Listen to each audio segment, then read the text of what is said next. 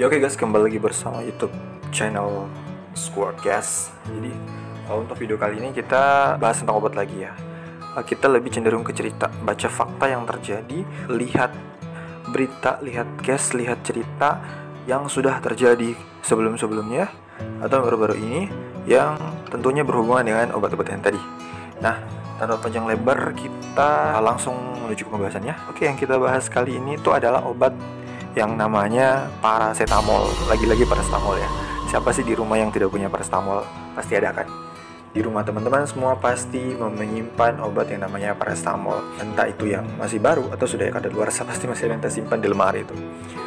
Nah, jadi paracetamol ini itu salah satu obat bebas ya. Dari logonya saja dia itu hijau, lingkaran hijau dengan garis tepi warna hitam. Berarti dia menandakan obatnya bebas diperjualbelikan, dalam tanda kutip ya.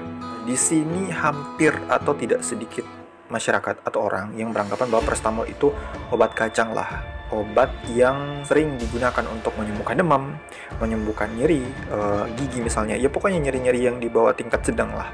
Nah, tahukah kalian bahwa di farmasi mungkin pernah mendengar istilah ini? Obat itu adalah racun. Yang membedakan antara obat dengan racun adalah dosis, ya kan? Salah dosis, dia jadi racun. Itu ungkapan ya sebenarnya, tidak bisa diartikan secara harfiah, tapi harus dimaknai betul-betul, dilandasi dengan ilmu pengetahuan yang tinggi. Saya kasih contoh yang tadi paracetamol ya. Nah, saya bacakan satu berita. Di sini ada penyalahgunaan paracetamol di tahun 2017 ya. Nah, ini penyalahgunaan satu obat yang namanya PCC, yang isinya itu paracetamol, kafein, sama carisoprodol. Nah, di beritanya ini, yang saya dapat di kabar24.com Jakarta ya. Jadi, obat ini yang bertuliskan PCC, paracetamol, kafein, carisoprodol ini telah menyebabkan 1 nyawa meninggal dan 42 orang lainnya itu harus dirawat, yang terjadi di kota Kendari beberapa waktu silam. Nah, kenapa bisa seperti itu loh? Kok bisa 1 nyawa hilang gara-gara minum obat ini? Lantas dari Balai Laboratorium Narkotika BNN berkoordinasi dengan BPOM terkait pemeriksaan obat yang bertuliskan PCC ini. Nah, ternyata obat ini disalahgunakan oleh oknum atau kan customer itu, konsumen tersebut. Penyalahgunaan mungkin nge-fly kali ya. Mungkin dari obat situ mereka mungkin campurkan apalah entahlah, something stupid lah yang bisa bikin mereka nge-fly atau merasa enak tapi mati. Enak tapi masuk rumah sakit. Ya, ngapain enak tapi kalau masuk rumah sakit itu membahayakan kesehatan, jadi jangan ya. Itu salah satu contohnya yang mungkin bisa membuktikan bahwa ya obat yang tadinya kita anggap sebagai something penyembuh, bisa menyembuhkan satu penyakit, bisa berakibat fatal, bahkan menghilangkan nyawa, karena pada dasarnya obat itu racun, ya kan?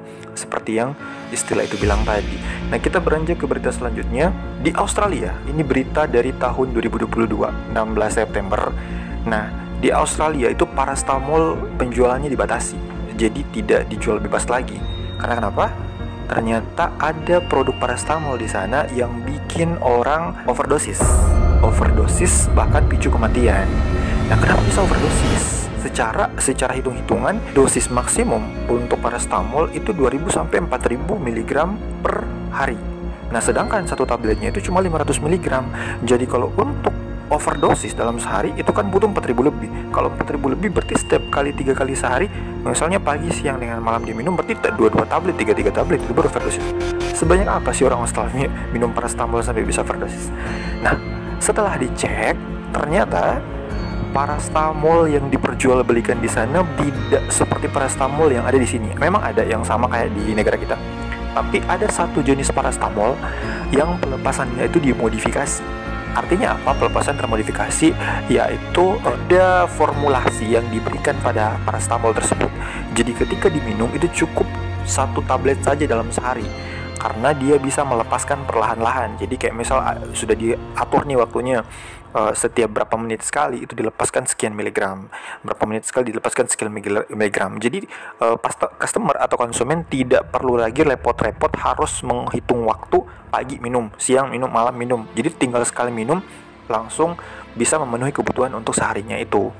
Nah, mungkin ya mereka kira itu paracetamol biasa yang diminumnya 3 kali sehari, yang harusnya cuma sekali sehari malah dihantam 3 kali, ya otomatis overdosis. Walau alam ya, beritanya tidak dijelaskan dengan detail, Tapi kalau mau dicocok-cologikan berdasarkan dosis maksimum harian dengan bagaimana modifikasi pelepasannya, mungkin kronologinya seperti itu. Tapi bisa jadi mungkin pasiennya memang cuma minum 1 tablet, dan 1 tablet itu cukup memberikan overdosis yang lebih, mungkin ada treble di pelepasan modifikasinya.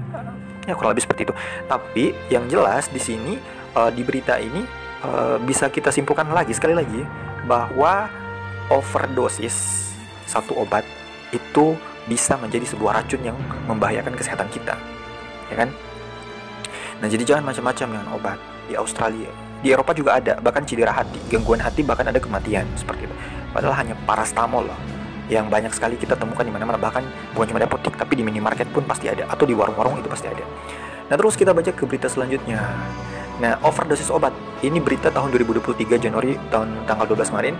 Overdosis obat, pemuda asal Batam tewas di kamar hotel. Jadi di berita ini menyatakan bahwa dia itu overdosis obat. Obatnya apa? Obatnya itu adalah kemasan biru. Kemasan biru dan kemasan merahnya, ada parastamolnya. Saya tidak mau sebut mereknya, pokoknya ada. Jadi beliau itu kerja di pasar ikan dan tidak ada masalah dengan rekan kerjanya. So, masalah pribadi no problem lah. Tidak ada riwayat penyakit juga. Sebelumnya diketahui korban ditemukan tak bernyawa dalam kamar hotel oleh adik angkatnya, dan hasil olah tempat kejadian perkara, polisi menemukan mulut korban itu mengeluarkan buih putih. Itu salah satu gejala overdosis ya guys ya, mengeluarkan buih putih, kejang-kejang dan sebagainya.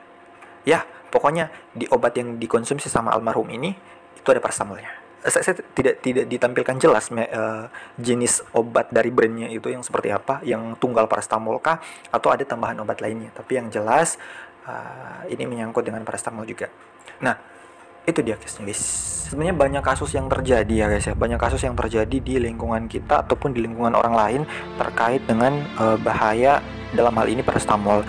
Entah itu overdosis kah, ataukah mungkin kejadiannya karena barangnya sudah expire kah, ataukah mungkin karena reaksi obatnya, reaksi alergi maksud saya ya, dia hipersensitivitas terhadap obat tersebut.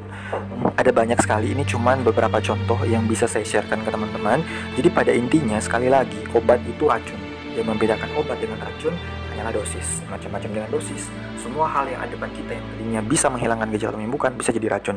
Kita tahu sama-sama racun itu bikin mulut berbusa. Artinya apa? Time to go home. Jangan tunggu Tuhan bilang begitu. Lebih berhati-hati lagi ya guys ya. Jadi kayak banyak nih pengalaman-pengalaman yang bisa saya dapatkan pada saat pelayanan di kefarmasian. Tidak jarang konsumen itu mengabaikan informasi yang diberikan terkait bagaimana cara mengkonsumsi obat yang didapatkan. Kayak seolah-olah mungkin beberapa sudah, obat ini sudah paham nih, sudah tahu, sudah pernah minum, sudah tahu caranya. Mereka iya-iya saja, beberapa iya-iya saja ketika dijelaskan, tidak antusias untuk mengetahui lebih tentang apa yang dia minum. Padahal itu racun loh bukan kacang loh. Ya walaupun ya larisnya kayak kacang, cuman ya lebih berhati-hati lagi lah dalam mengkonsumsi sesuatu, terutama obat-obatan, karena ini juga menyangkut tentang kesehatan yang minum gitu kan. Apalagi kalau untuk anak sendiri, bertanyalah pada tenaga kesehatan yang ada, apoteker, farmasi, dokter, tanya, ini betul enggak cara minumnya seperti ini, dosisnya segini, ukuran sendoknya seperti ini, apakah sudah betul atau tidak. Kalau misalnya ada efek samping harus ngapain, kalau tiba-tiba kayak begini apakah boleh dilanjut atau tidak. Minimal tunjukkanlah kemauan untuk ingin tahu. Itu mungkin salah satu hal kecil yang bisa kita lakukan untuk memprotek diri dari hal-hal yang sepele tapi membahayakan gitu. Oke, saya rasa video kali ini cukup sampai di sini saja. Semoga bermanfaat. Sekali lagi saya ingatkan, obat itu racun. Yang membedakan racun dengan obat adalah betul, dosis. Jadi berhati-hati. Terima kasih sudah menonton. See you in the next video.